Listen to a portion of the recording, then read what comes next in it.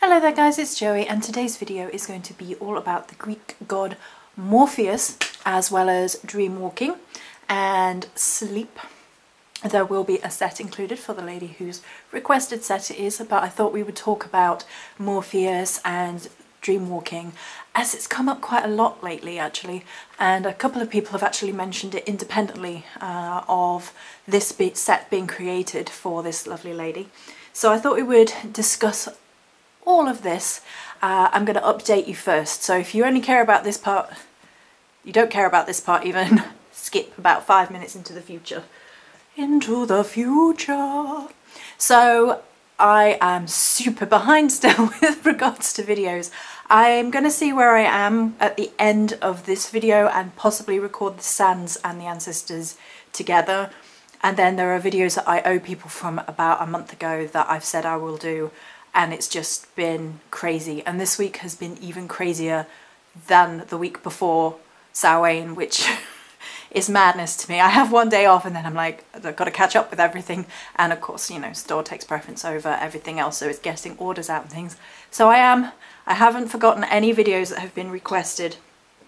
I will get to them. I have a list. It's quite a long list now. It's a full-on Virgo list now, like do this, do this, do that. And so the other thing that's on my mind is that I absolutely must do the soul recall spell on the blog, and I will get to that as well. I have a list. I will get to it, I promise. And yeah, so I hope everybody had a wonderful Samhain. I think it was a very somber Samhain for a lot of people this year. Given the tone of the year, it's been a big death year and a big painful year, I guess. So I felt it's been a bit of a brave year personally, and we're being taught the hard way this year. Live while you're alive, because soon you'll be dead is kind of like the message of this year. So there's that. I had a lovely Samhain, so I hope you did too.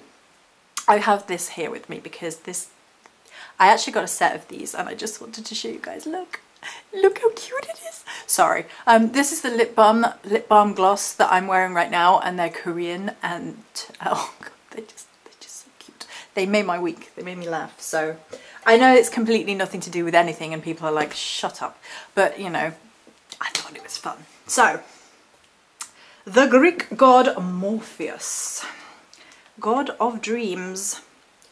I have some notes here, so I am now hunting out notes as well as that quote, please. So Morpheus was the god of dreams, the one who has the amazing ability of appearing in dreams of mortals in any form. As his name implies, the Greek word morphe means form. He was the one who shaped and formed the dreams. When in the arms of Morpheus, people would enjoy a sound sleep, but would dream about their future or coming events. Morpheus was the messenger of the gods, communicating divine messages through images, stories created via dreams. He had the ability to send images to the visions of people, to shape images and give them forms that lived in dreams. Morpheus himself had the talent of mimicking any human, so he could take any form he wanted. And here is a quote from Ovid in the Metamorphoses by Ovid. Now, I'm a huge freak for Ovid. I loved it when I was studying classical history and mythology, and it was, oh, so good. Right. King Sleep was father of 1,000 sons, indeed a tribe. And of them all, the one he chose was Morpheus, who had such skill in miming any human form at will. No other dream, Onerio, Morpheus's brother, can match his artistry in counterfeiting men, their voice, their gait, their face, their moods, and too, he imitates their dress precisely and the words they use most frequently, but he mimes only men. When in his real form, that's the end of the quote by Ovid. When in his real form he had wings on his back, some believed that they were given to him by their uncle Thanatos, the deity of death, although some interpretations say they were wing-born. He used his wings to rescue his father, the wingless Hypnos, god of sleep, and Hypnos in that hypnotic state, to the dream world in caves where he needed to be saved from Zeus's menace. This version also suggests that Hypnos was a lazy deity, spending most of his time asleep. He's also related to Thanatos, who we've covered, god of death, Hypnos, who we've covered, god of sleep. His mother was Pasithea, goddess of relaxation and rest, a descendant of Hera and Dionysus, and his godmother was Nyx, deity of the night. Grandmother was Nyx. And his brothers, Phobeta was the one who created scary dreams and the personification of nightmare, taking the form of huge scary animals. Phantasius, the one creating the fake and illusional dreams and had no animus form. Echelios, the one creating two dreams, making them more realistic. Morpheus and his brothers were called the Oneiriae dreams.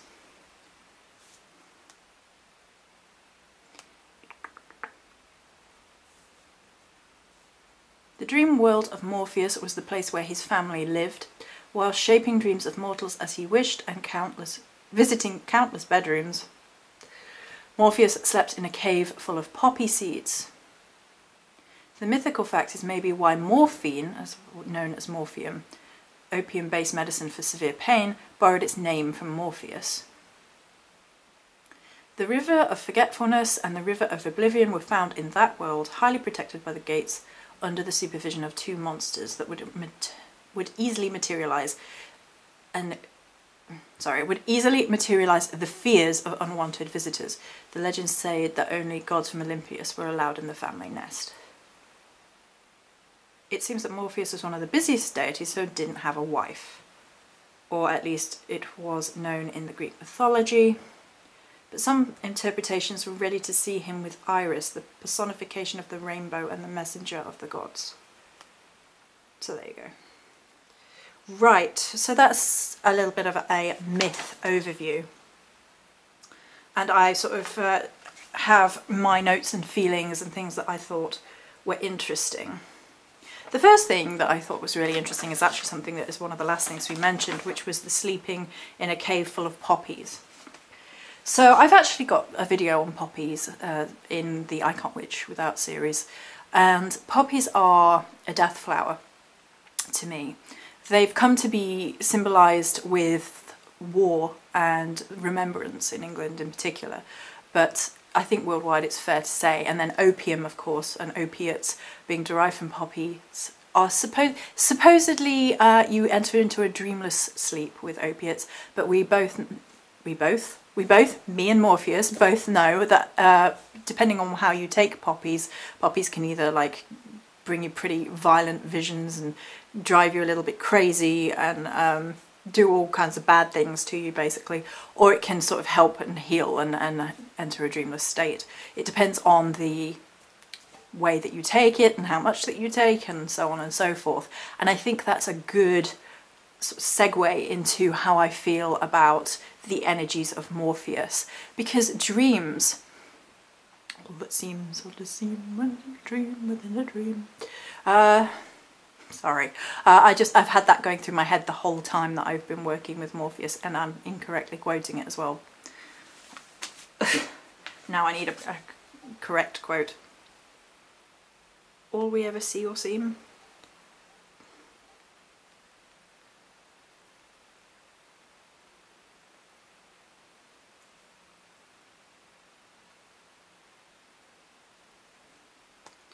There's been a lot of Edgar Allan Poe around lately. Actually, this entire poem works really well for Morpheus, so I'm going to read it, okay? A Dream Within a Dream by Edgar Allan Poe. Take this kiss upon the brow, and in parting from you now, thus much let me avow. You are not wrong who deem that my days have been a dream. Yet if hope has flown away, in a night or in a day, in a vision or in none, is it therefore the less gone? All that we see or seem is but a dream within a dream. I stand amid the roar of a surf-tormented shore, and I hold within my hand grains of golden sand. How few, yet how they creep through my fingers to the deep, while I weep, while I weep. O God, can I not grasp them with a tighter clasp? O God, can I not save one from the pitiless wave? Is all that we see or seem but a dream within a dream? Actually, that ties together a lot of energies that have been coming through this week. It was kind of this sand, and then sand being connected to the realm of the dream and the night, and the Sandman, basically. Sandman, give me a dream, make him the sweetest that you've ever seen. We're going all over the place with quoting things now. Anyway, right, so it kind of ties together that sand energy that's been going on and the passage of time and the very interesting cyclic nature of what's going on in the world right now. This is it's been a very odd week, and it's been very ethereal in some ways, and very like into the dreamless state. And I've personally had upset dream cycles and sleep cycles, and the clocks went back in the UK last Sunday, and my sleep patterns haven't shifted as easily as they normally do, and I keep waking up at 4:30 and like, I don't want to be up at 4:30 in the morning, thank you very much. But I've been dreaming very quite vividly, and some very odd, vivid dreams. One included many, many Pikachu cars. For whatever reason, I kind of wish I had a Pikachu car, but you know, sidestepping, not entirely relevant. But what I'm basically trying ineloquently to say is there is a lot of these energies that really sort of tie towards Morpheus right now. And there's a lot of this dream and questioning the world around us and questioning what is reality and why reality is this way, and that's in the kind of the political upheaval going on as well as in our lives right now. And it's happened today with terms of political upheaval and things like being questioned in the government in the UK, which unsettles some people and gives hope to others, hope to me. And it's very interesting about the divisions of reality is what comes to mind when talking and interacting with Morpheus, because Morpheus is a shapeshifter and he creates images, he helps create dreams, and these dreams are true and prophetic, and they're also a deeply peaceful sleep in his arms in particular. And he has a very enveloping energy, actually, a very winged energy. There is this kind of winged envelopment with regards to Morpheus that you definitely, I feel it right now. It's very unsettling in some ways, because it's like, I'm in your bedroom now. No, right. Anyway, so So the creation of reality is something that definitely comes into the Morpheus energy, and it was actually requested that I help create a sort of deeply restful sleep process that engages into, and there's definitely that in the set. There's definitely that element of rest now, be at peace. But there is this energy of how important dreams are in terms of witchcraft and in terms of pagan and even non-pagan spirituality, that we all place a lot of emphasis on our dreams because they are something that we take part in, most of us, every night. And they're like stepping into a different world. They're like stepping into a different reality. They are often about us and help us to better understand our deepest fears, our deepest desires, better understand ourselves as people, as humans. And I think the bringing together of the dream world into our world is something that we do so frequently in spiritual paths because of the deeply loaded meaning that these worlds create. And they're very real while we're there, but then we wake up and we spend more than half of our lives asleep. So it's a very interesting thought that that reality envelops more of our time than the reality of the waking world, and how we try and seek better knowledge through trying to access that sort of REM state, or trying to change our elevation when we're meditating in order to see visions very much like waking dreams. And I think the whole energy, the whole process is fascinating. I think that dream analysis is something that has always piqued my interest, always. It's always been one of those things that I felt I was quite good at, and I would pick at threads of dream analysis and read it. And thinking about it, I've actually been asked for dream analysis a couple of times over the last week and a bit, which is probably tying to this energy of Morpheus coming through and making his presence known. Let's see, what else did I highlight?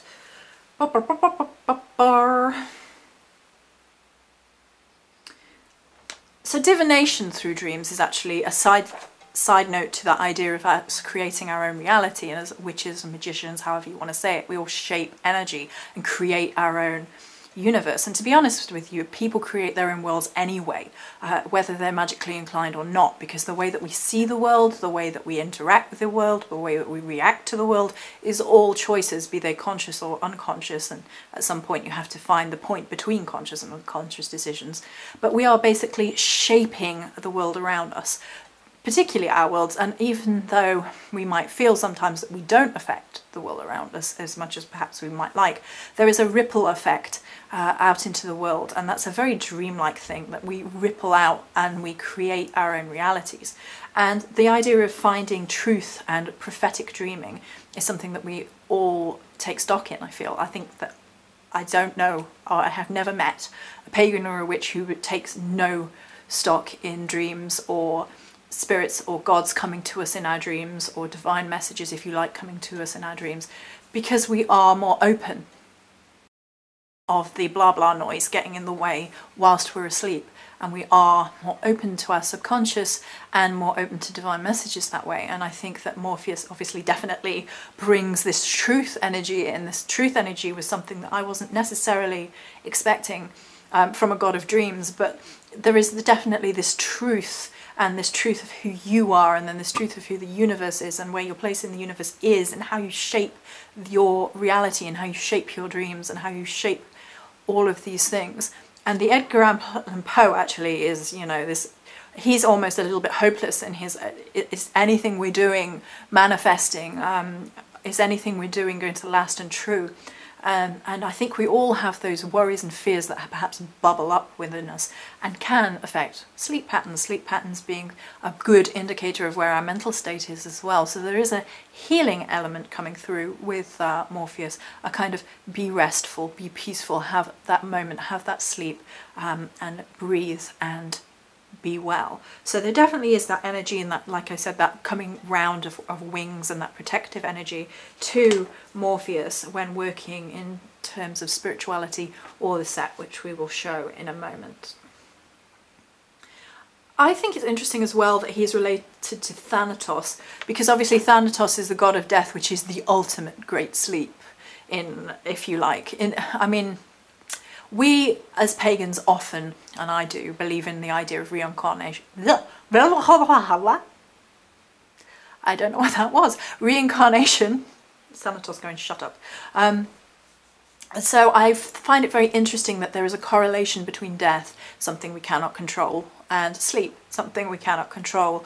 And they are like periods of little deaths every day when we go to sleep. It is the death of the day that we can't ever get back, because that day is then in the past, and then the birth in the morning of a new path, of a new day, of a new limitless potential and possibility. I find that really interesting, and that kind of, we go into these alternate worlds, these alternate realities when we sleep, through which we mostly don't have that much control. There is lucid dreaming, but mostly we don't have that much control, and then we are reborn the next day into the physical realm once again. There's a very journeying and an arcing and a time element here, you know, with this kind of, there is an energy of time definitely flowing through, and the awareness of us and our limitations and our realities and our scopes and our potentials, all that comes to us through our dreams. I think the last side point here is about him being quite family orientated, and him like saving his father from Zeus. I was like, oh. And you know, there's a very family, and they call it a nest. There's very like a bird-like energy with them being winged, and there's a very strong family connection and a working together and a forming bonds. So there's a forming connections energies to Morpheus and his family members.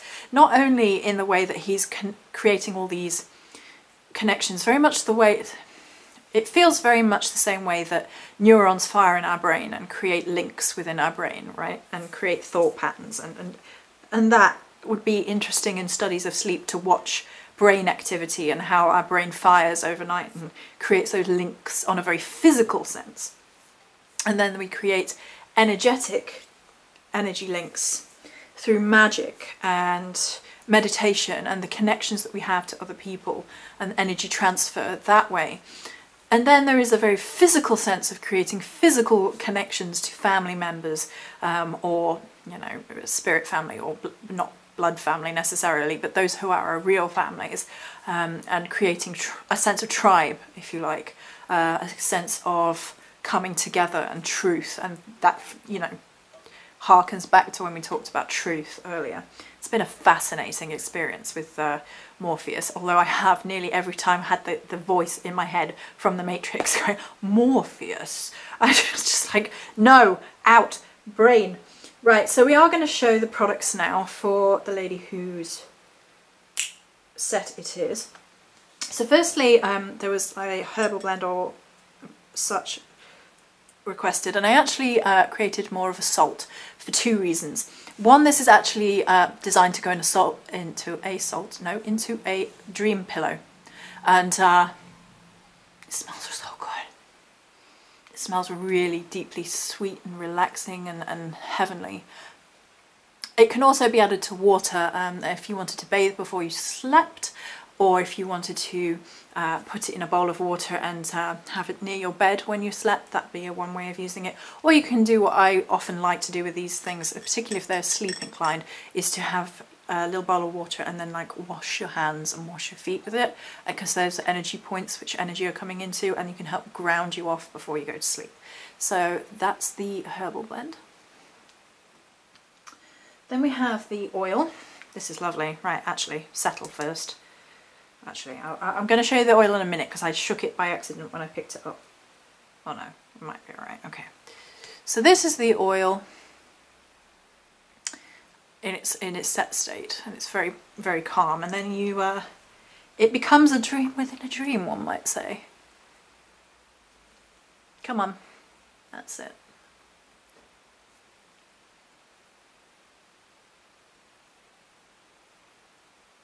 It's beautiful. I love the oil. I love the whole thing. I knew exactly what I wanted from the get-go. Morpheus was quite... I'm not going to say he was loud, because he wasn't. I knew what I wanted to do, but it was all coming in a very roundabout ways, and I had very strong feelings about what was to be in place. But it wasn't like direct. It was very mystical and roundabout and that kind of thing. So then we have the orb,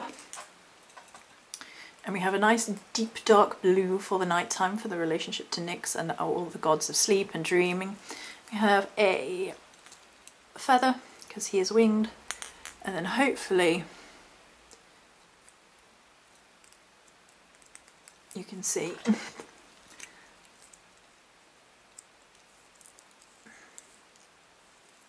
there we go.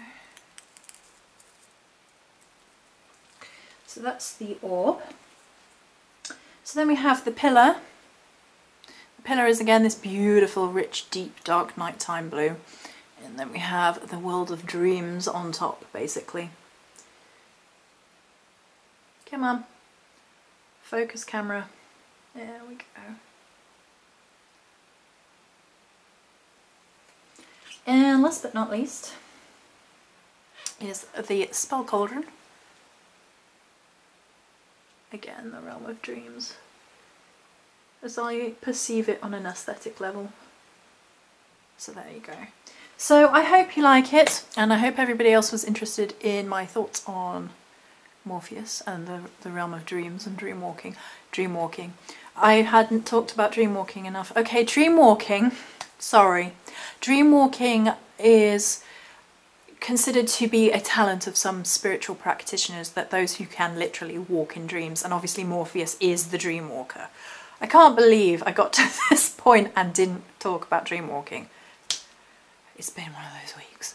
So it is believed that some people can elevate themselves, particularly when they are in sleep, but they can be awake and elevate themselves into and create links to people and then enter into their dreams or affect their dreams or influence their dreams in some way.